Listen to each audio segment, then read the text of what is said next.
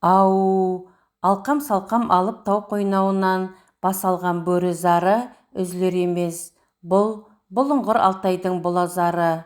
Бұлың-бұлың заманалардан бері панкеңістікте кеулеп алған, маңдаланы кезіп кеткен. Бейуақта бой тітіреткен жоқтау жыры секілді, оқыста ғайыптан оралып, үздіге ұлитыны бар. Өзінің мәңгіліктігін, ұлылығын паш ететін дауыс. Кейде жас сәбидей өуілдейді, кейде жынды желдей гуілдейді, кейде жын-пердей гөй-гөйлейді. Сол бір жаз жайлаудағы жұртты елеңдетіп, қызыл қасқыр шыңы ұлып еді. Қызыл қасқыр бүгін тағы ұлыды. Солығын баса алмай тұр ғой жарықтық. Мәкпін қария да жігіт ағасы Омар сөзін қостап қойды. Қара күзбен көктемді ұлушы еді, деді мосқал жақсылық. Кейде жазда жағын керетіні бар деп, жасамыс әрінде әріні қозғады. Көмейі зор ғой кәпірдің, қорқаулығы ұстап тұрда, деп жақсылық жұмбақтай сөйледі. Жаман айтпай жақсы жоқ деген әрінде қауіп қылды. Қой жақа, қызыл қасқырға тіл беземе, киелі шың ғой деп қалды Омар. Көктегі бөрінің көлеңкесі түскен оған. Әй жігіттер, алла жар, Алтай аман болсын, қызыл қасқыр да сонда тыныш болады.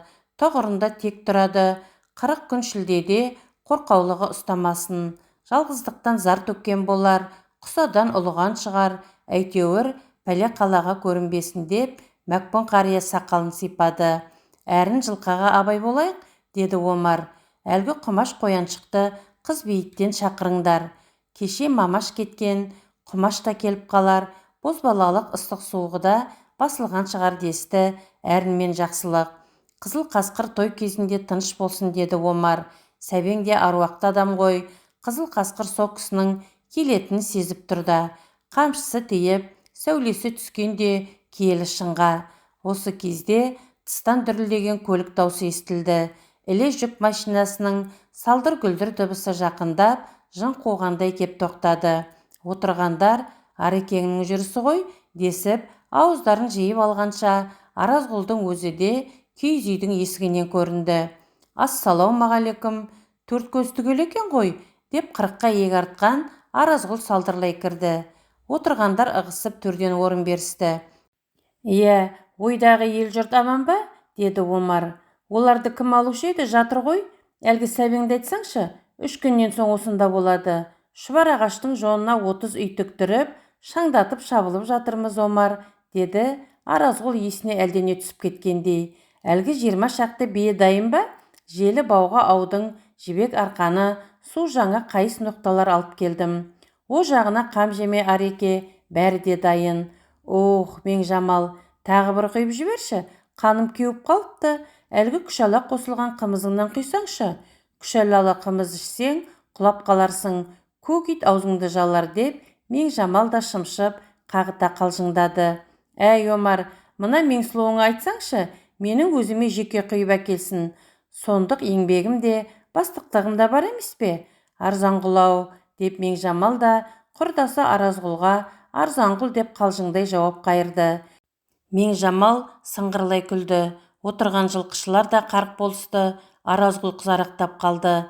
Келін қарағым, Аразғұлға құй, ат үстінде жүрген азамат қой, деп Мәкпін қария жуып шайған болды. Әттең аға, айтты әйтпегенде қымыз емес, қысырдың зәріне зар болар едің, деп мен Жамал құрдастарымен қатты ойнайтындығына басып, тағы қыршып алды. Аразғұл сөз таба алмай қалды.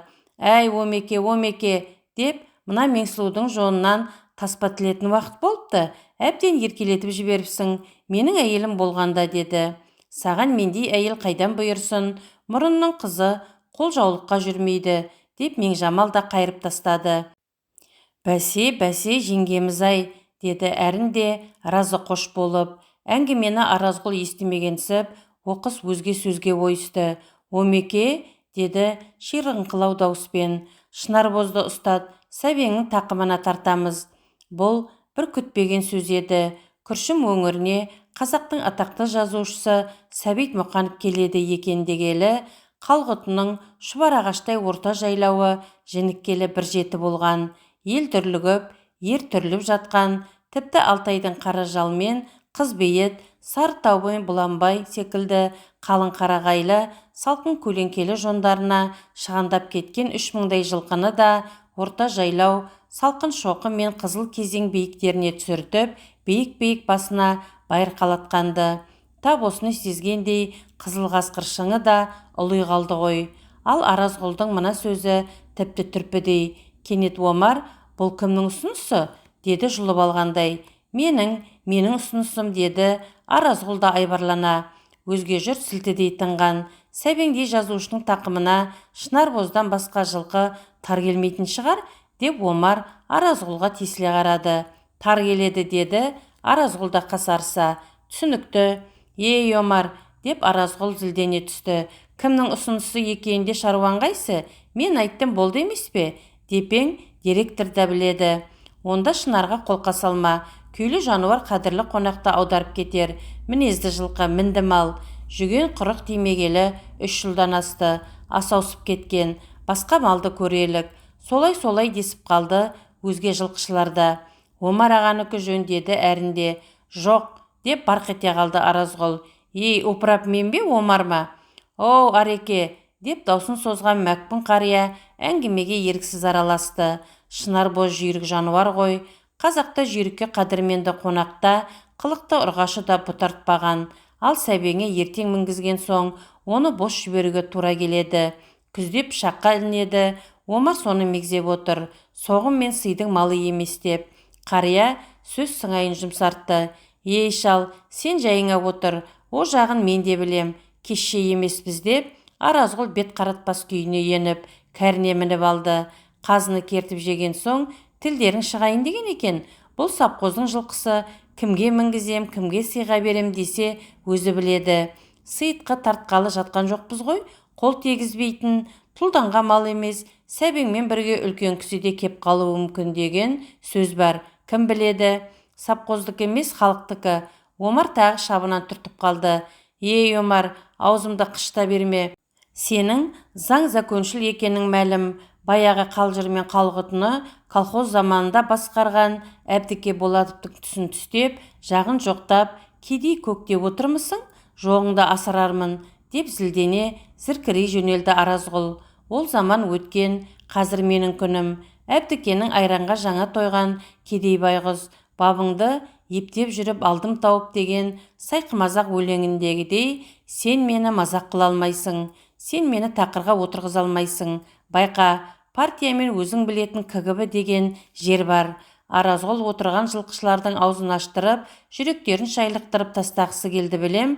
Омар бірақ ыққан жоқ. Сабырлы күйде салмақты сөйледі. Аразғұл, мені үркітем деп әуре болма. Үрке қоятын оңай оспақ жылқы емеспін. Үркіншілікті де, бүліншілікті де бастан кешкен қазақпын. Сенің дөңайбатың өзіңе даң. Өзгеге таң болғаныңмен маған заң емес. Оны өзің білетін әлгі жерде жақсы біледі. Бәрі де жіпке түзулі. Олар бірақ сенен сұңғыла. Менікі мал ашуы, жан ашуы. Қалғанын өзің біл. Мал ашуы дейтіндей, бұл сенің атаңның мал емес. Сенің малың бабаңның басы қалған Марқакөлде, Ақнайман, Қожамбет ішінде. Бұл күршім, бура, сары жомарт өтей мекені есіңде болсын. Менде мал қалды ма? Болса атам жылқышыға бітіпті. Ол да қолды болған. Одан не ғайыр? Жалынан сипағанның жамбасында, кекілінен тарағанның қапталында кетіпті. Жә, тәшкелесіп қайтеміз. Диірмен айналып шүмегін табар, ат айналып қазығын табар. Ер айналып ерін жастар.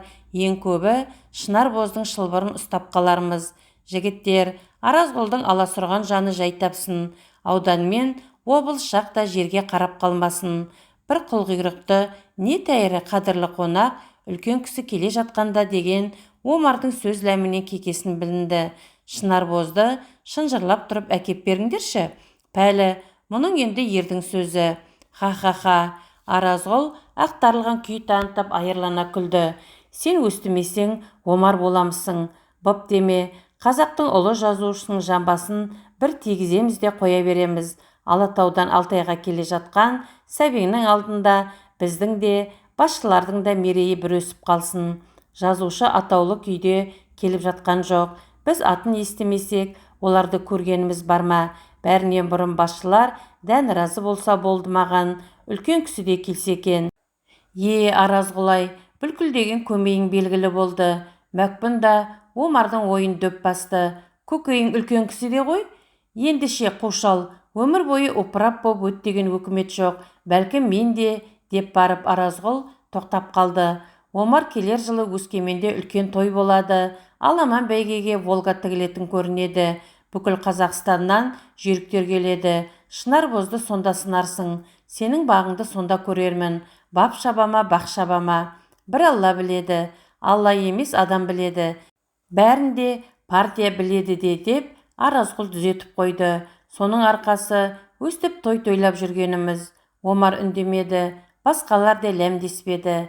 Аразғұл жабағының салқын етінен қарбыта асап жатып, шал, деді Мәккүнге, күн бұзылмас, не білгенің бар? Әзірге тыныш қой. Деді Аразғұл әңгіменің сойы бастағанын сезіп. Әрін, деді Омар, ана Құмаш келсе, Мамашқа да айт абай болсын. Шынарбоз саяқ жүрсе, тимеңдер. Саяқтың аты саяқ, қашаған тұяқ. Бір рет құрық көтеріп үркітіп алсақ, қалың жылқыға жоламай, қара үзіп кетуі кәдік. Сондықтан әлгі албырт Құмаш жақындамасын. Бүгін енді кеш, жылқы үйірлерінің теке мүйізін көріп, салқын шоқы маңына жиып қайтыңдар. Шынардың саяқтарын да жылқыға жақындатып тастаңдар. Жақаң екеуің бас көз болыңдар. Бесін ауа, биікке аттаныңдар. Ертең жылқы басына мен де барам. Маған да ат дайындаңдар, деді Аразғұл. Оның жарасы жеңіл, деді Жақсылық. Қарағым Әрін, сенің даусыңды сағындық. Бір ән салшы.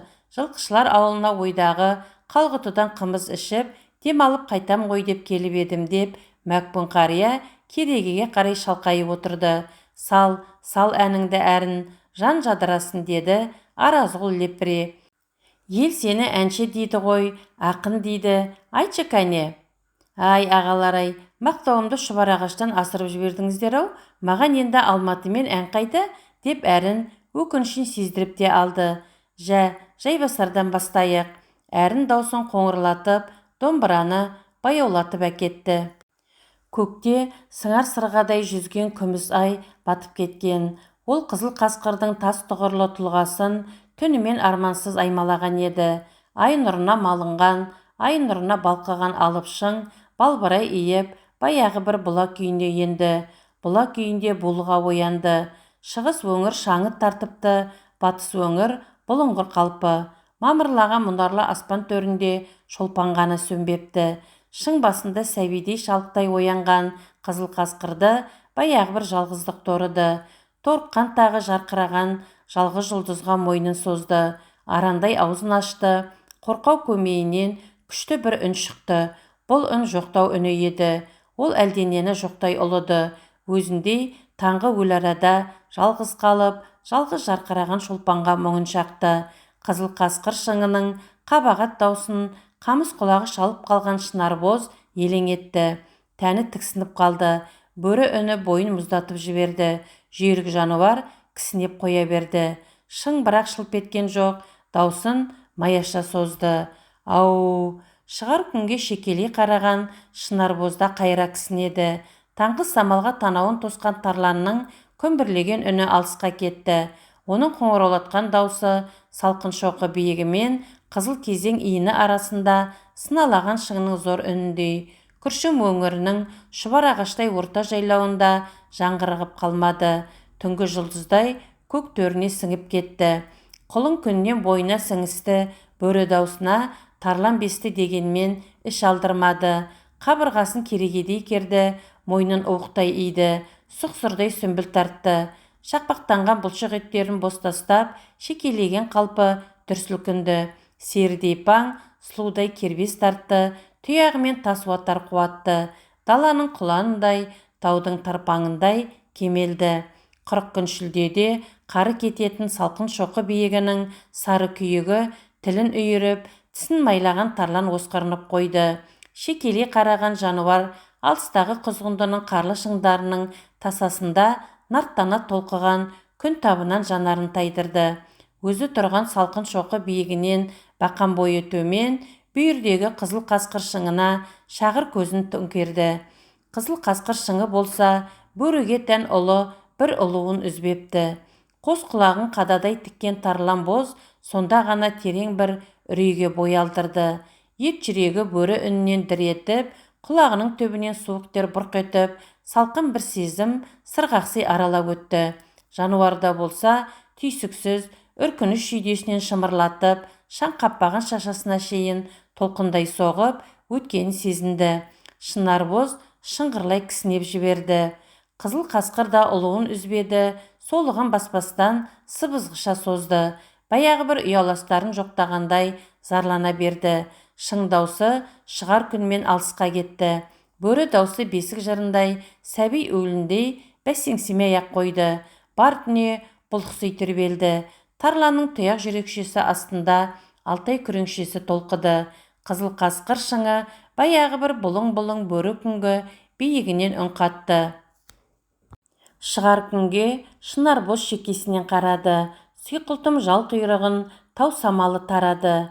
Бүгінде шолпан туа қызыл қасқыр шыңы шыңыраудан шыққан үндей зарлы да зор дауыспен ұлыды. Бүгінде алыстағы құзғынды шыңының сүңгідей ұшарынан күн сәулесі сығалады. Шаңырақтай күннің шарайнасына құзғындының қарлы басы сыналады. Салқын шоқының салбауыр сайына түсәлетінде маңқаралы құйрықтыны жиғанда Шынар боз мойына жібек арқан ілінерін сезбеген. Жіңішке жібек арқан, бірақ қылша тамақтан емес, жуан мойыннан түсті ғой.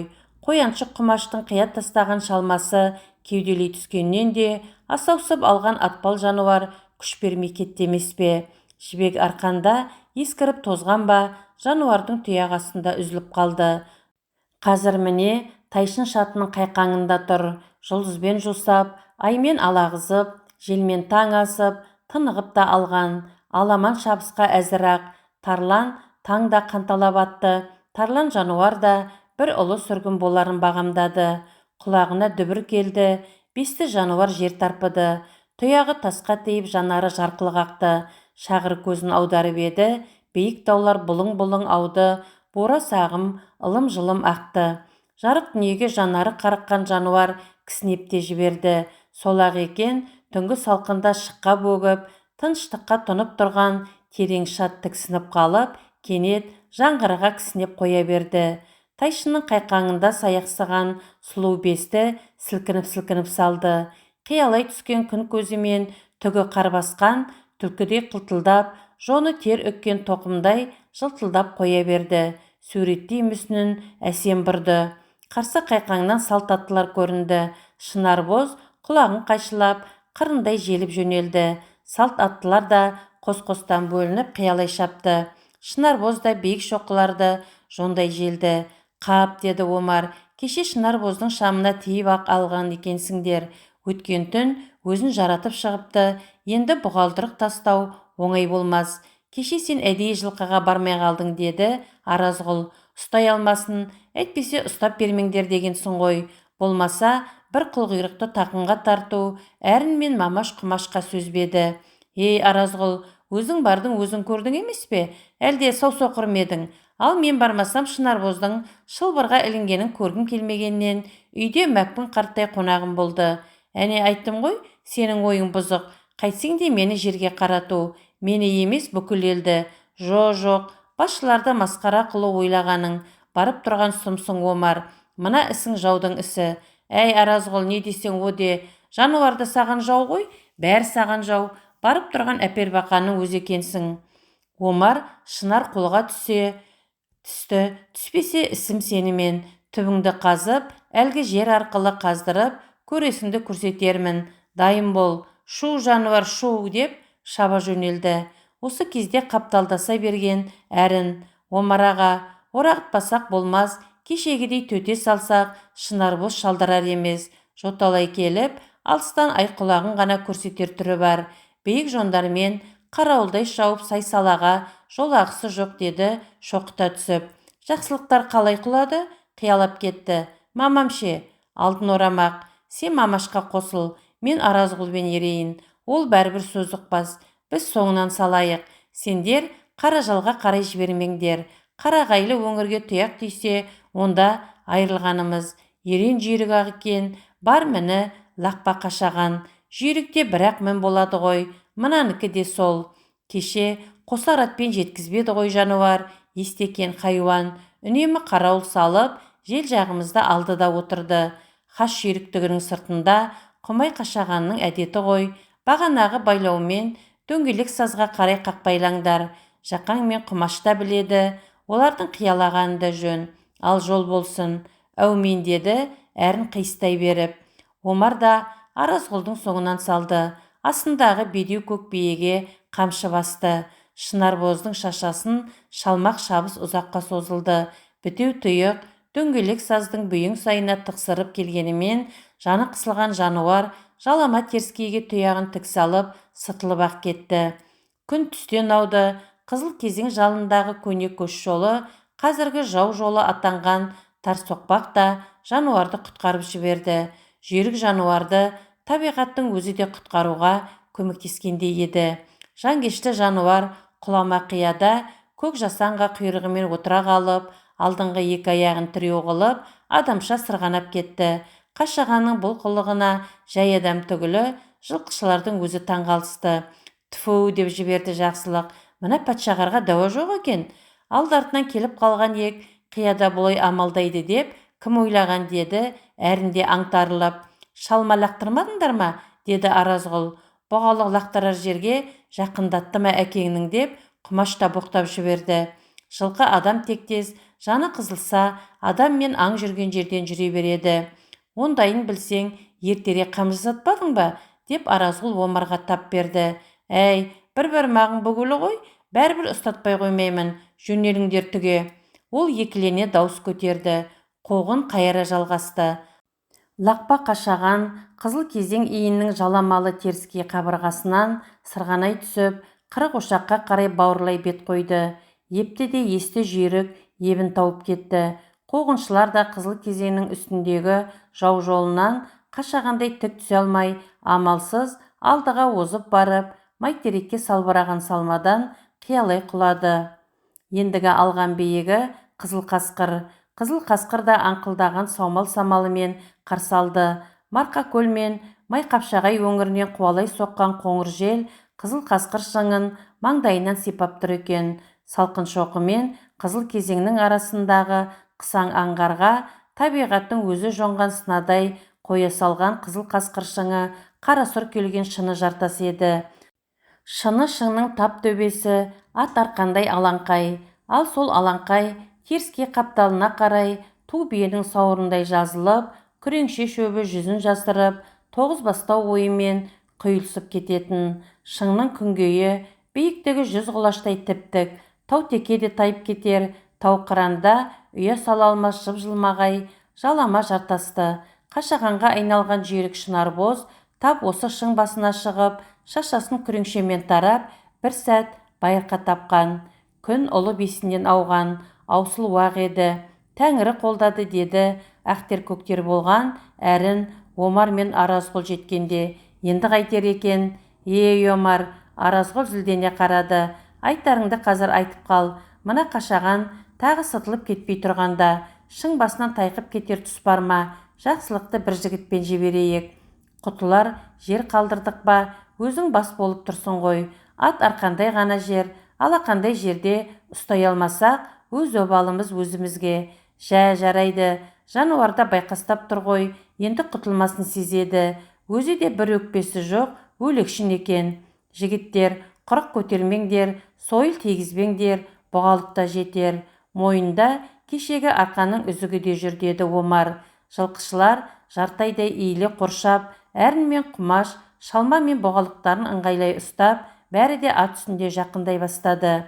Араларынан қашаған сыналай сытылып кетпес үшін құрық пен қақ сойылдарын көлденең тартқан. Шынарбоз да шың басында бір тықырдың таянғанын сезді. Өзін бірақ еркін сезінді. Сабырлы күймен қамыс құлақтарын қайшылады. Жылқышыларға осқырына қарап, көк күреңшені тарпып қойды. Шың басындағы шым аралас шағыл ойылды. Жылқышылар да жыландай жай жылжып жақындап келеді. Жүйрік жануар шегінер жер қалмағанын байқастады. Осқырынып қойды. Кенет ол қайқаң етіп, қайықтай жалт берді. сол сәтінде шың ұшарынан бір-ақ шықты.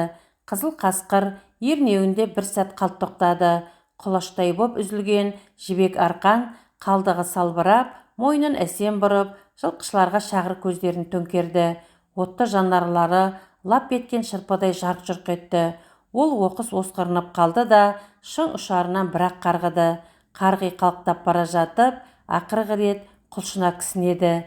Шыңғырлаған дауыс қара сұр шыңның қабырғасына соқтығып, қаңғыра жаңғырып қалды.